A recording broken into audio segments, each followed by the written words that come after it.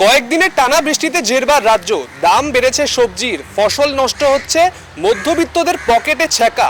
সরকারের কি কোনো পদক্ষেপ নেওয়া উচিত? কি বলছেন জনতা, আসুন শুনে নি তাদের নিজেদের মুখ থেকেই। আশা তো প্রত্যেকেই করে, কিন্তু ভরসা তো কজন করে আমি জানি না। সরকার কি করবে? সরকারের পদক্ষেপের কথা নয়, কথাটা হচ্ছে প্রাইস ইন্ডেক্স দেখাচ্ছে লোয়েস্ট ইন 14 মান্থ। অবশ্যই বাটা ঠিক না, এখন এই বৃষ্টি বৃষ্টি হচ্ছে বলে এরকম হচ্ছে, দাম ঠিকই হয়ে যাবে মোটামুটি। খেটে খাওয়া মানুষ, তাদের দিন আনা তারা যদি এত টাকা দিয়ে সবজি কিনে খাবে কি করে? তো করা উচিত। আর দ্বিতীয় কথা, বন্যা হয়ে গেছে তো এর দাম বাড়বেই।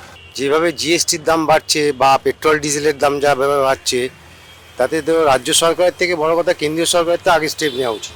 দেখুন, এখানে প্রচুর লোক আছে, সারা ভারতবর্ষে দিন আনে দিন খায়, তাদের কথা তো চিন্তা করতে হবে। আর চাকরিজীবীরা তো নির্দিষ্ট টাকা পায়, তাদের চিন্তা করা উচিত।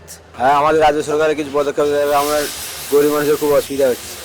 তবে হ্যাঁ, সরকারের একটা টিম তৈরি হয়েছে, তাদের একটু মার্কেটে নেমে একটু দেখাশোনা উচিত, করা উচিত।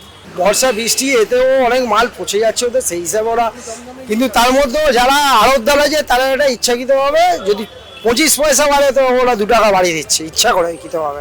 আপনাদের মূল্যবান মতামত জানান নিচের কমেন্ট বক্সে।